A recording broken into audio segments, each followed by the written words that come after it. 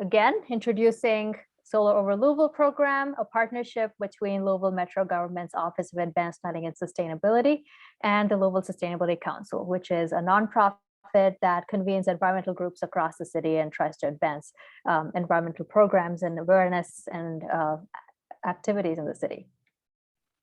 We also want to do a quick shout out to the Kentucky Solar Energy Society. This is an organization that was involved several years ago, initially with starting up this campaign, and they kind of laid the initial steps for the campaign that has become today. So we're really thankful for their involvement as well. The future of solar is bright. So let's start with talking about why solar is gaining so much popularity recently. So over the last decade, you'll see that the prices have fallen by 74%, which is massive. Solar is actually now the cheapest source of electricity in the world. And not only is this an international trend, we are also seeing solar gaining popularity even regionally in Kentucky. So we have about 7,000 homes that are, enough solar installed to power about 7,000 homes. We have 1,200 jobs in the solar industry, and also we have about 137 million invested, and we're continuing to see those investments grow. So why would someone be interested in going solar? We see that one of the primary reasons that a lot of people are attracted to invest in solar is all the cost savings that you can realize through this. So of course, we talked about how it is now the cheapest source of electricity. And once the initial payment to install the solar is done, you're basically generating free electricity as long as the sun shines. And these products are guaranteed for the most part for a minimum of 25, sometimes 30 years. And they're expected to last significantly beyond that time frame as well. And you'll hear from people that own solar that it's largely maintenance free. There's very minimal, if any, maintenance that has to be done on these. And the payoff period on average can be about 8 to 10 years. You'll hear a little bit more about that. It can vary depending on a lot of factors, but there are people that ask us, why I don't know if I'm going to stay in this house long enough. So should I still invest in solar if I'm not going to be here that long? And the answer to that is that it does increase your property value as well. And even in economic downturns, Zillow has found that properties with solar sell for about 4% more on average. So there is a way to recover that as well, even if you're not looking to stay in that property for a very long time. So of course, there's all of these economic benefits, but there's also other reasons why people choose to go solar. One of them is energy independence. This is just something that can secure you from changing utility rates, going up and down in the future. That's just something that you can, and especially if you have a battery system in your house, then you kind of have that backup storage as well. And it continues to support our local clean energy economy, create more solar jobs in the region, which we love. And of course, ultimately supports Louisville's goal of going 100% clean energy by 2040, in accordance with the resolution that was passed by Metro Council last year.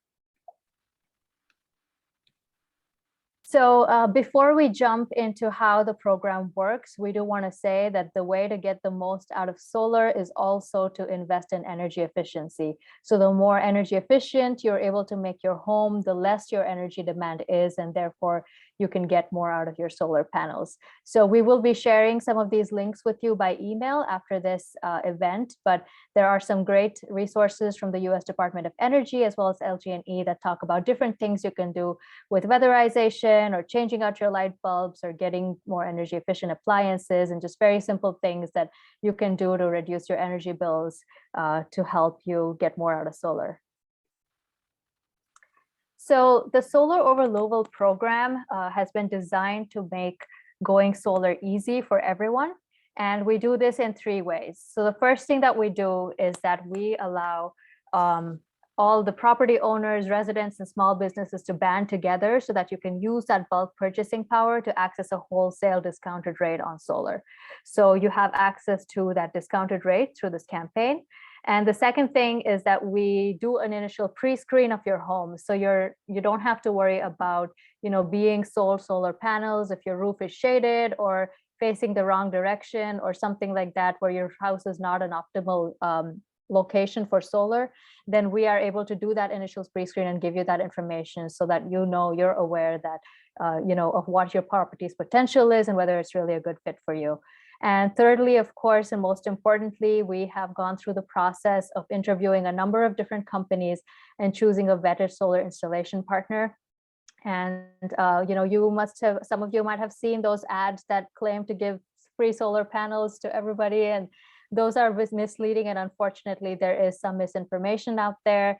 There are a few companies out there that are kind of very aggressive in their marketing. They just want to get a solar on a home, whether it's going to help the home or not.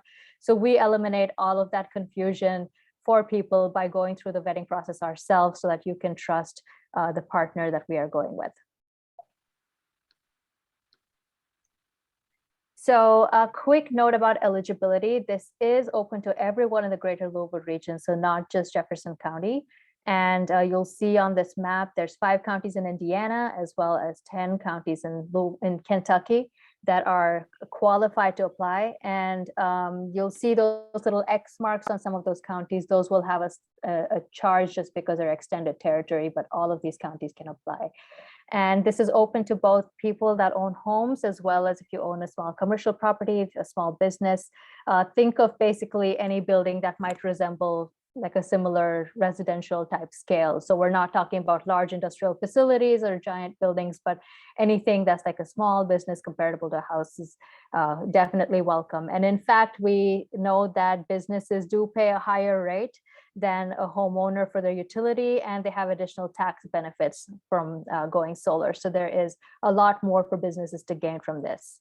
Another thing to note is that there is a limited sign-up window for this program, and June 30th is the date by which we would want everyone to sign up.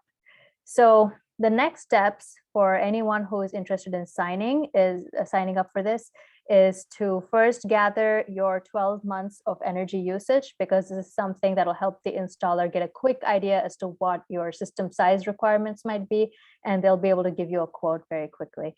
So this is, and most of you, I know a lot of our applicants are in the Louisville region, they're served by LG&E. So if you go with LG&E, your most recent electricity bill will have this little graph on it at the bottom that shows you your kilowatt hours, those little blue bars for every month. And you're just going to have to add up those 12 months and submit that as part of the form. The only other thing is your age and type of roof. So knowing how old your roof is also going to be important information to consider. Other than that, it's just your contact information, so we can look up your address and see if you're a good fit for solar. Please do note that June 30th deadline as well. So now coming to our installer selection process. So when we did the installer selection, we wanted to make sure that firstly, we were getting somebody who was giving us a good price on solar. We also wanted a company that was preferably locally based, supporting local jobs, and had a good quality, a good track record of work in the region, and was providing good hardware and services. And we ended up selecting Solar Energy Solutions. It's a great company. We've been really happy with working with them so far. One of the things that really stood out to us was the fact that they had also worked on several other similar solarized campaigns in the region, and that was really great. So they are offering a 12 to 19% discount through this campaign. One thing that I will stress is that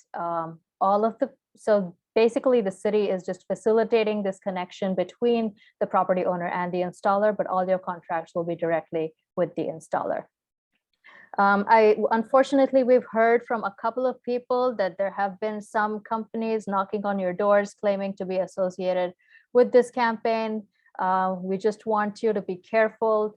SES is not knocking on any doors. The best way to make sure that you are working with a legitimate company is by going through our website and signing up. So I think I had that website before, probably have it here too. So yeah, so 100percentlu.com/2040 is our website. You can, we'll send that around by email after this as well, and I'll put a link to that in the chat. But go through that, sign up using that form, and that's the best way for you to be connected with the right installer. And if you have any questions about, if you get approached by someone, if you have any questions, please feel free to reach out to us.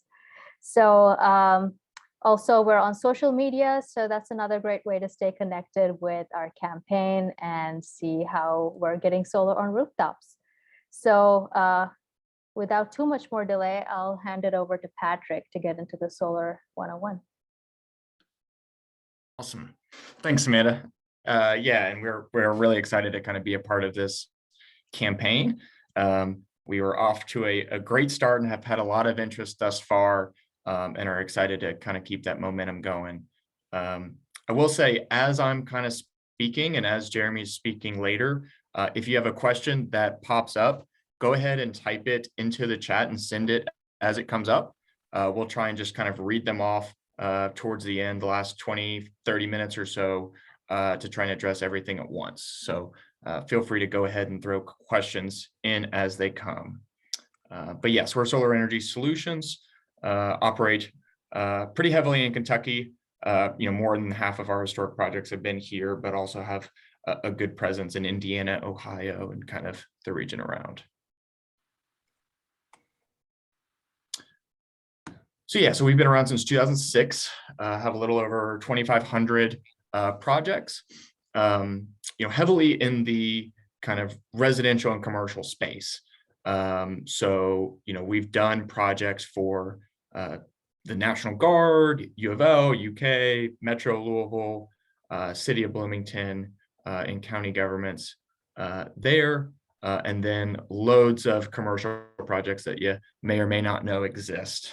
So notably in Louisville, Oxmoor Mall and Mall of St. Matthews is our biggest kind of completed project to date, which is obviously right here in Louisville. Yeah, so our headquarters are in Lexington, but then we've got office and warehouse space in Louisville, Indianapolis, and Cincinnati. Focused on solar and battery storage exclusively. I've had done all types of different projects, about 50 full-time staff, and we don't subcontract out any of our work. So our installers and electricians work in solar every day, and we really kind of pride ourselves on the quality of the workmanship, wanting to show technical expertise, design and engineering that's quality, and we want to make sure that our team is getting that NABCEP certification, which is kind of the highest solar specific certification in the field. And you'll see Dane listed there. He's our kind of lead installer here in our Louisville team that will be doing the majority of these projects. And yeah, all of this is with the aim of putting more solar on roofs and urgently. Whether you come at this from an environmental perspective, thinking about cost savings, insulating yourself from future price rises, maybe there are reliability concerns, all of those needs are becoming more and more pressing at an increasing rate. And so that's what we're trying to address. All right, and then just sort of Solar 101, the basics. This will probably be the good time if questions come up to go ahead and kind of put them through, but I will walk through the basics of a solar system here briefly. So yeah, there's just a couple kind of main components here. Obviously, the first is the solar panels themselves. So, solar panels are sitting on your roof. They are producing electricity in what's called in direct current. You're going to have some sort of wiring and conduit going to a kind of centralized component called an inverter, which is another kind of major piece of the puzzle here. What that inverter is doing is converting the current from direct current produced from the solar into alternating current, which is what your home uses. So we are tying directly into your electric panel. Sometimes folks will have like a 30 amp solar breaker if they've got room in their systems the right size. Sometimes we're kind of clamping onto wiring before entering into the electric panel, but we are kind of fundamentally tying into your home. And the nature of that energy being produced is that it is produced and used immediately in that instance. So a high portion of that energy is going to be feeding directly your home. It's going to go right to your AC unit, right to your refrigerator, whatever it may be. That's always going to be the first path for the energy. If you're producing above and beyond what you're consuming in that moment, if it's 1 o'clock in the afternoon and a sunny day like today, well, then more than likely your solar system is going to be pushing energy out to the grid. So it's going to first meet the needs of the home. Any excess is going to get pushed out through your meter out onto the distribution grid and presumably to your neighbors. Whatever the path of least resistance is, that's where that energy is going. You don't notice a difference when you turn your lights on. It's kind of a constant give and take with the utility, depending on how much solar you have. But that kind of gets into net metering, which is the next slide. Yeah, so kind of how solar works, you know, in describing that kind of constant give and take, in those moments where you are pushing solar out to the grid, some of that energy is going out onto the grid.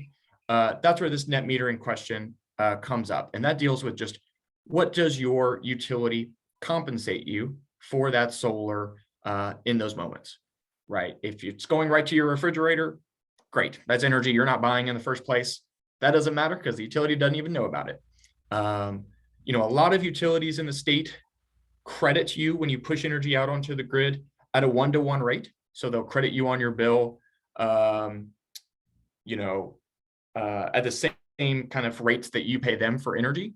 A lot of utilities do something that's close to 1-to-1, but not quite. So your solar production is a little bit time sensitive. And then some, you know, rare cases, you know, kind of rural co-ops in Southern Indiana, some other utilities, they have much worse kind of solar compensation policies. So it's not the most, you know, difficult thing or crazy thing in the world, but it is important to have someone make sure that you understand exactly how your utility credits you. There's not a utility within hundreds of miles that will cut you a positive check. So that's not a reality, and often something that I hear. We're talking about kind of on-bill crediting, but pretty much every utility that you're dealing with is either kind of 1-to-1 or very close to it. But that's an important thing to understand, and it's kind of fundamental in the economics of the decision. Another kind of common question I get, or a common kind of misconception around solar, is that solar will help your reliability in terms of like grid outages.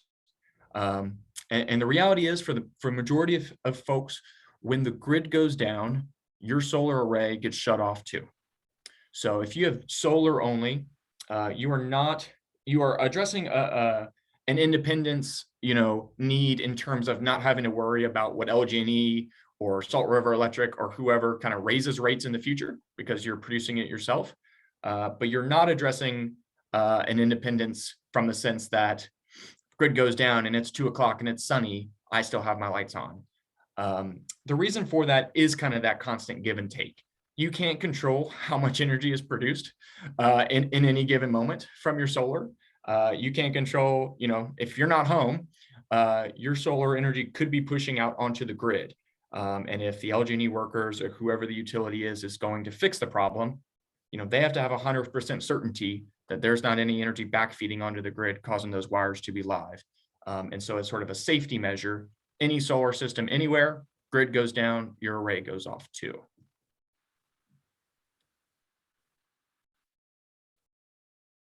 And that's the majority of the systems are just kind of simple grid tied solar arrays set up that way. Some portion and a growing share, probably about a third of our projects today, include battery storage. And then you get the 1 or 2 a year that are fully off grid. But unless you're kind of changing your consumption patterns significantly or hardly use any energy at all, off grid is typically not something that's feasible or at least sensible. But to touch on battery backup, that is something that would improve the kind of reliability need. So you can imagine batteries kind of steps between the solar and the grid. If the grid goes down, your solar would feed the battery would feed the home. So backup battery is something that's becoming more and more of interest and more common because it addresses that need. The cons, though, are obviously that it's it's not free. It's going to add to the cost of your system, and the lifespan is typically shorter. So it's, Tesla Powerwall is principally kind of the product we're talking about here. That's going to have a 10-year warranted lifespan, whereas all of your solar components are going to have a 25-year lifespan. So different products for a different need, but it is out there and available. And yeah, I already kind of touched on this. Basically, battery, in this region, you're thinking about basically it's replacing a backup generator, but you have no fuel costs, and it's not loud, and it's not spewing into the atmosphere. But it's a similar kind of product in that sense. We're talking about kind of increasing the backup reliability. Okay, and if you're here, you're probably thinking about a specific property, your home or business, or maybe a friend or family member's home or business. So, in thinking about this, it's actually really easy to kind of get a good sense as to whether or not your home's going to be a good candidate. You could type your address into Google Maps and get a good sense. So principally, the three things we're looking at here are shading, orientation, and configuration. So the first one, shading, pretty obvious. Far left, no shade is going to be great. That far left is a great candidate for solar. Partial shade is certainly not the end of the world. It may impact how many panels you put or where you put panels, but you can certainly have partial shade and have a sensible solar system. So in the middle is okay. Far right, that's not something that, if it's an economic decision, if you're purely looking to save money on the utility bill, you're probably not getting very far with that on the far right. If there are environmental, social motivations, we're happy to kind of give you a design and help you understand what it would look like. But, the reality is, if you're looking for, purely kind of the economic decision, far right's not a good candidate for solar, or else you're looking at cutting a significant amount of trees. The other thing that's maybe less obvious is configuration, kind of how choppy your roof is. Is there a lot of dormers? Are there a lot of skylights and vents and things like that that may get in the way? It's less of a production issue than it is of just physically fitting a good number of panels to offset your consumption, or whatever portion of your consumption you're looking to offset. So, far left and middle are really great candidates. No worries there. The far right, yes, you could put one or two panels in a lot of different sections on that roof, and maybe reach your offset goals. But it also, sometimes can be an aesthetic question too. Do you really want conduit and wiring running all over your roof? Our guys are professionals. They work in solar every day. They're going to do the best job they can. But the reality is, it's sometimes really tough on very complex roofs to make that flush and as clean as some of the other roof surfaces you'll see.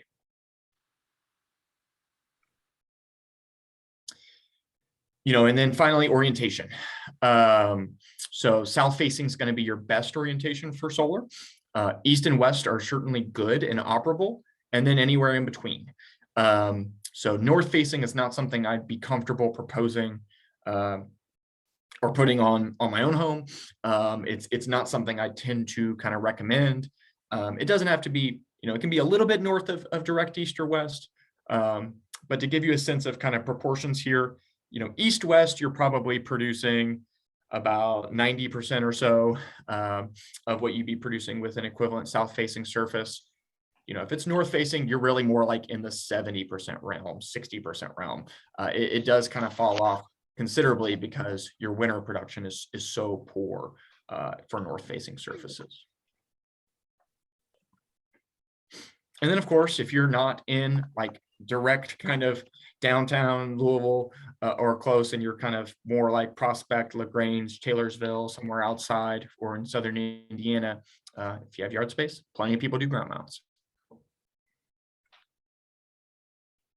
And then Samantha touched on this in the beginning, but these are principally kind of the reasons we see people interested in and going for solar. Energy savings, return on investment, rate security, and not having to worry about what the utility is doing. Energy security, if you have backup storage, or look to include that later on down the line. loads of evidence that solar is going to increase your home value in the 3 to 4% realm. It's a home improvement project that instantly kind of increases your home value. And then obviously the environmental kind of social benefits are clear as well. Just to kind of continue on thinking about your own project in your mind, just things that may add to the cost of solar, not prohibitively, but it may change the scope that you think is sensible for a project. Certainly steep roofs. This is kind of roughly in order from most significant to least significant. So if you have a very steep roof, we're going to have cost increases for that. A ranch home with a 18-degree roof versus a 35, 40-degree roof. I mean, that's the difference between me walking comfortably and our team kind of working off ropes. It could easily double or triple your labor time. And so that needs to be accounted for. Putting solar on lots and lots of different roof surfaces, things like vent relocations if you want that for a panel, and then just kind of simple logistical things that you may not think of. So like not having Wi-Fi present for monitoring and running a Cat5 and some other things like that. Ground mounted systems are a little bit more straightforward. Principally we're talking about whatever the trenching distance is. You're having to lay conduit and wiring, you're having to have equipment cost. If you're considering both a ground mounted system and a rooftop system, if you think both are viable on your property, I'll say smaller projects tend to lend towards rooftop as being more sensible. Larger projects, if you have a lot of consumption and you're looking to kind of make a big dent in that, you're probably ground mount as the most sensible there. There are high equipment costs for ground mounted systems in cement and equipment, but you're also kind of getting better production per panel.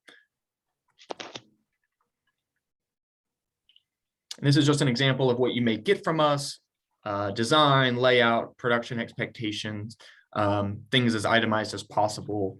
We'll try and make it clear and simple. And then this is just a sense of kind of ballpark pricing. So our average project's probably in the 9 kilowatt realm, but you've got 6, 8, and 10 kilowatts there at roughly 15,000, 18,000, 22,000 after the tax credit. So there is a 26% federal tax credit with solar. So 26% of the cost of a solar system you can take off of what you'd otherwise have to pay in federal income tax. It is a dollar for dollar reduction. So it's not like reducing your taxable income, but it's also not like a rebate. It's not coming at contract signing. It is delayed savings come tax season. The only other caveat I'd add there is you do have to have paid at least that amount in federal income tax to be able to get it all back. If by chance you haven't paid that in, it would just spill over to your next year. But that is something that you would just want to make sure you understand. But 26% is a really nice incentive. It's a big chunk of the project. And yeah, I'll just kind of end here with your basic steps to solar, and that is do your homework. And if you're here, you're pretty well checking that box. Roof evaluation, just think kind of to yourself what you may be the most interested in and what may make the most sense for you. Send us a utility bill. Not only does that help us kind of speed the process up, it helps us understand that you're really interested. And so it helps us kind of realize when you send in that bill and you send in a little bit of color, we're able to engage in that conversation with you in a lot more kind of organic and easier way to start talking logistics. We send a remote design. Often that inspires questions you didn't know you had. Maybe you say, well, can I get another one with 75% of this or 50% of this, or why didn't you put panels over here? Sometimes we need to workshop things a bit, but if you do land on something that, you think on paper, this is something that makes good sense to me, I understand what I'm looking at and I want to take next steps, then we come out to the site. We make sure you don't have a 100-year-old breaker box. We talk about where equipment's going to go, that kind of thing, and kind of fine tune that last 5 or 10% and give you a finalized proposal based on that improved information. And with that, I will turn it over to Jeremy. All right, thank you, Patrick. Good evening, everyone. Just by way of reintroduction, I'm Jeremy Kirkham. I'm going to talk to you for a few minutes about my experience with going solar. First, a few facts in brief about the property, just so you know what we were out to accomplish, and so you have some idea about what we were doing for comparison purposes. Our home is an old Sears kit bungalow. We have approximately 2,500 square feet of finished space over two floors, okay, to heat and cool, contained in a leaky building constructed principally of 100-year-old dry firewood. My point being, it's not a new LED, LEED Platinum certified EcoPod, and yet we still managed to make the project work. Also, we had a gas furnace. All appliances, which could be gas powered or gas assisted, were gas. If there had been gas powered TVs and internet routers, those would have been gas powered as well. We had as much gas as you could. Sumedha, slide 2, please. In 2015, we broke ground on a new garage. That's about 1,200 square feet and also fully electrified. Next slide, please. We placed our first 10 panels on the garage in 2017. Expanding the array over time was always the plan. So we bought an inverter, which was oversized for the first 10 panels, but which could handle the expansion plans and would be fit for purpose. Next slide, please. In 2018, we've added 18 panels and another inverter that could tolerate more expansion. This time the panels were placed on the home. You'll see there at the bottom right, it says full electrification May 2019. Let me explain that. My plan was always to first place a few panels and then test, record, and monitor their performance. Although I had no serious reservations about the efficacy of solar in general going into it, I had no intention of going all in without first testing it thoroughly in my specific environment. It's not like in 2016, I had a lot of local case studies to rely on, so it's sort of going at my own there.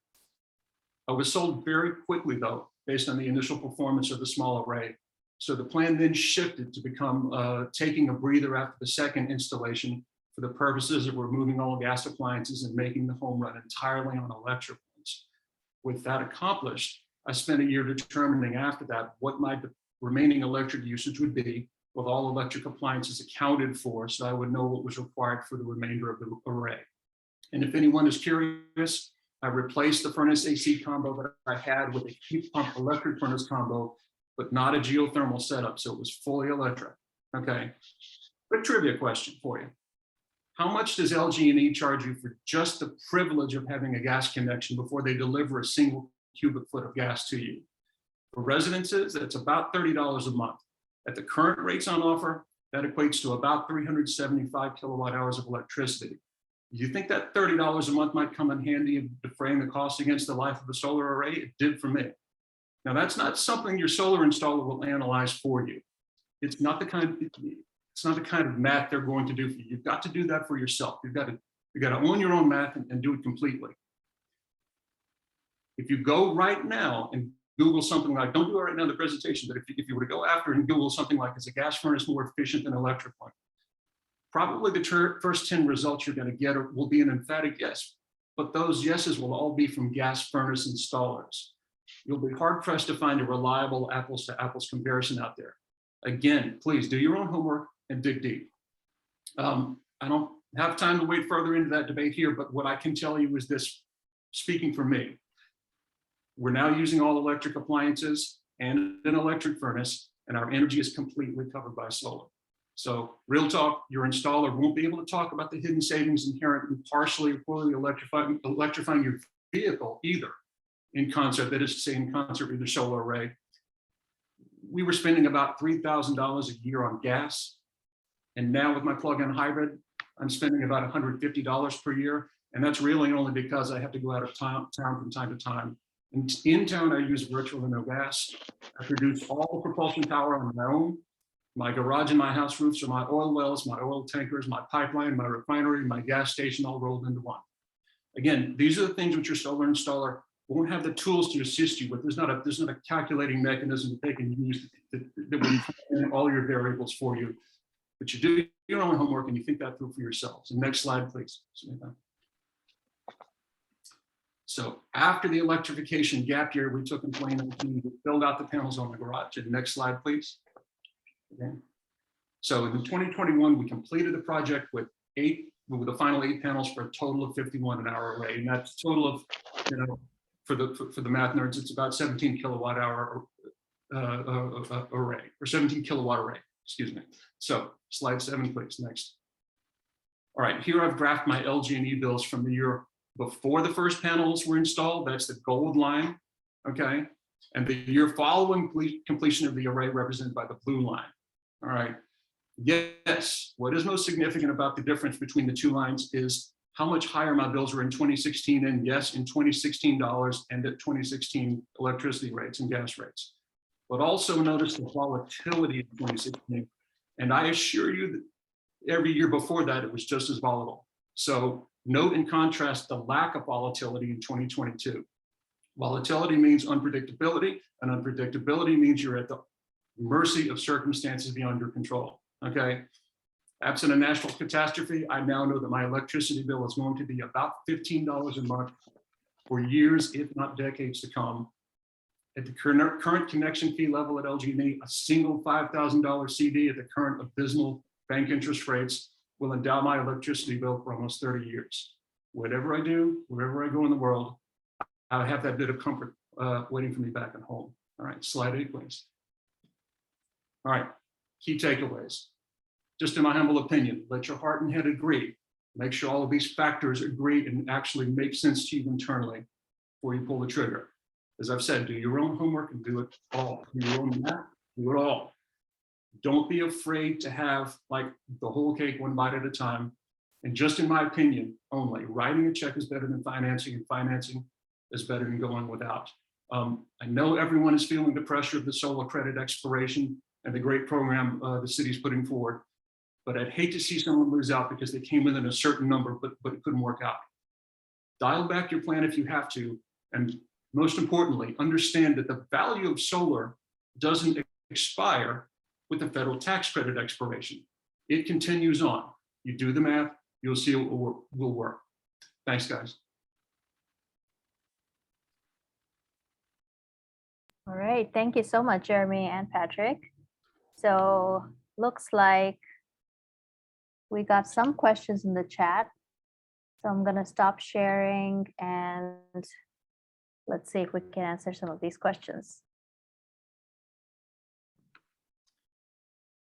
Since we're doing a recording, Sumeda, do you want to just go ahead and read them all out? I know Steve was answering a lot. Sure. Yeah, we can do that. So the first question we have from Becky is, what is the durability of panels? Are they weather resistant, hail, wind, etc.? Yeah, so a common question that we get, and yeah, panels are routinely kind of tested against 1-inch diameter hail. And as Steve kind of noted there, striking at 52 miles per hour direct. So yeah, I mean, panels, the reality is yes, if a tree falls from a storm and lands on your house, that would be bad. But beyond that, panels don't really fail. I mean, you're not really going to have, not going to say never, but we're really talking 1 in 1,000 kind of cases where a panel has trouble. Really, if warranty is kind of top in mind, the piece that is more likely to fail is your inverter. So not that it is ever going to fail. I mean, it still has kind of a very, very kind of low failure rate. But if you're picking up the phone 3 years into having a solar system, I can almost guarantee you it's about that. So part of what we've bid in for this process is most of these projects are going to be a solar edge inverter, where you'd have panel level monitoring. So you'd see the output of every single panel, and we'd have that as well. So you would know if there was an issue and kind of where it is. Great, thank you. And yeah, thank you to Steve as well for answering some of these, but for the recording, we'll just kind of talk through them. So the next question from Brian was, what about nearby pole barn roof? Yeah, so a pole barn could work great. If it's electric service run from your house and tied in with a sub panel, you could tie in right at that sub panel more than likely.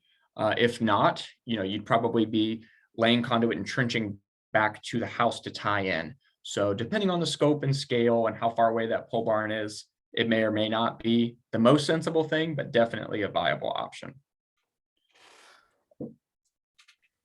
And Robin asks, is the net metering now, the panels provide energy at night when it's cloudy? I think I'm trying to make sure I understood that. So I think, are you asking if the net metering continues to work both times, day and night? I think that's what the question is. Yeah, I mean, Right. so the thing to emphasize there, I guess, is, net metering deals with how your utility compensates you when you push energy out onto the grid. So it has nothing to do with your reliability in terms of when you flick a light switch, what happens. That's going to be the same with or without solar. If you had battery storage, it's going to be even better. You're going to have that extra reliability. But no, I mean, that's kind of why it's important to have these conversations with someone who's local and knows what the local utility policies are, because different utilities in the state compensate you differently. And so that's important to understand in thinking about your decision. Irene asks, what is the warranty in years in labor and parts? Yeah, so Steve touched on that, but it's 25 years across the board on all materials. So it's going to be a 25-year warranty guaranteeing a certain level of performance out of the panels, depending on what panels you choose. 25 years on the panel materials, 25 years significantly on the inverter, and 25 years on optimizers, which is a component on the back of the panel that kind of does that enhanced shade fix, gives you panel level monitoring. We've got a 5-year full service warranty, meaning labor, covering parts and labor. So if anything happens within 5 years, guaranteed, you're not being charged a dime. If it's outside of that 5 years, but within the 25-year warranty, you're still picking up the phone and calling us. You're dealing with us. We're dealing with the manufacturer to get the parts swapped. But we would charge kind of an hourly rate for the labor, because that's not to do with the workmanship. It's presumably a manufacturer's defect. Miles asks, do you install Enphase microinverters as opposed to the Solar Edge central inverter? And is the cost similar? Yeah, so we do install Enphase, and we're willing to install Enphase. I mean, there's really only about half a dozen kind of major inverter manufacturers out there. And so we're kind of willing to work with all of them. Depending on what the scope of the project is, I do tend to have a fairly strong preference for a centralized kind of string inverter for a number of reasons, assuming it's a project beyond just a couple panels. And just kind of the short of it is that the inverter is your most sensitive piece. And so if I can avoid having 25 or 30 on your roof converting current, I would. It's just nicer to have one or two kind of centralized components wall mounted next to your meter. If there is an issue, yes, we're going to be out there. We're going to try and solve it. But you're maybe dealing with 1 or 2 warranty claims possibly over the life of the system, rather than potentially a dozen. And if it's a microinverter that's in the middle of your array on your roof, you're having to rip up the array to get to it. So there are definitely use cases where Enphase and microinverters make sense. And if that's just a product you really want, we're going to accommodate that. It's your project. But I do want to help you understand kind of what the trade-offs are and what the value added is. Great.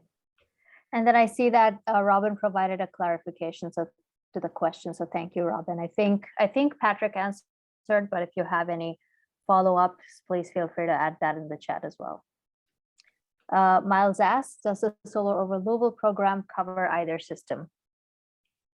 And this is with the inverter. Enphase. Yeah. Yep. Yeah, I mean, it's fundamentally your project. Yeah, there are certain materials that, it's probably a more detailed conversation to understand, what the interest is and what the needs we're trying to fill there are. But yeah, plenty of people do Enphase, and we can do that as part of the program. Irene is asking, have you done a project for a condo community?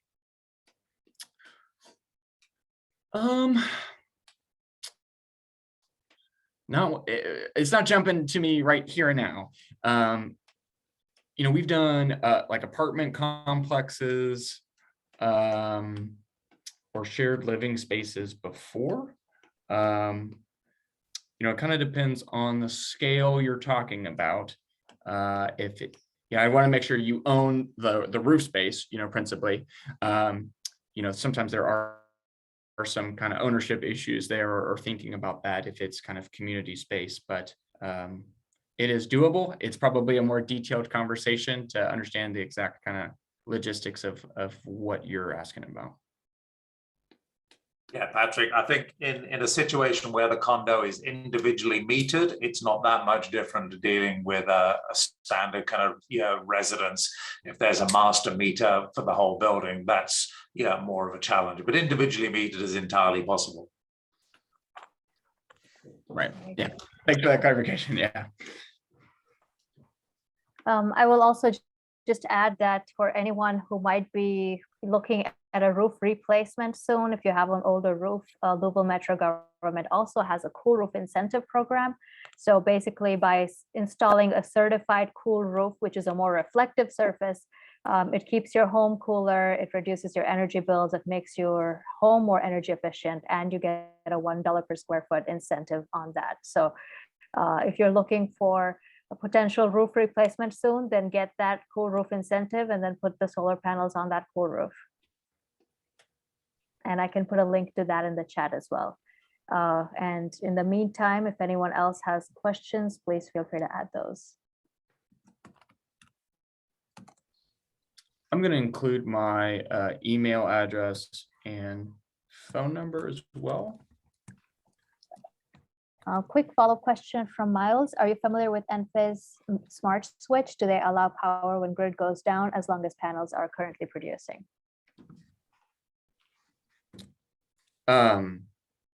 Yeah, that may be a more detailed conversation that I'll reach out to you about, Miles, about if you're interested in particular products for particular use cases.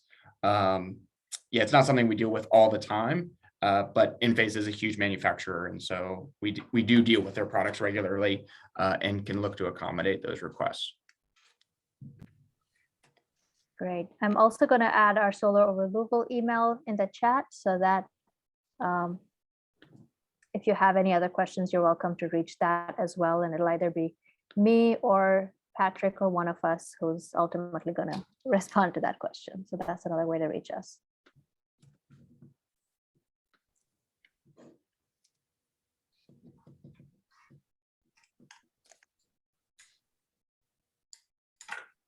Any additional questions? I can put my contact as well.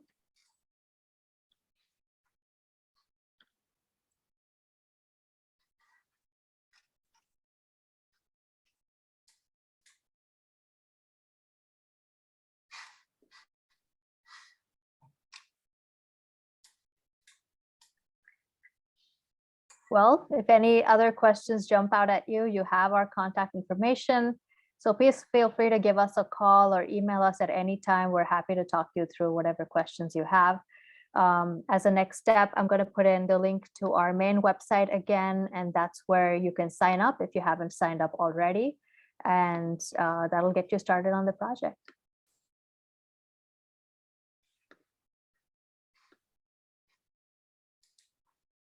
All right, thank you everyone for joining us, and we will send the recording as well as some helpful links by email after this. Thanks, everybody.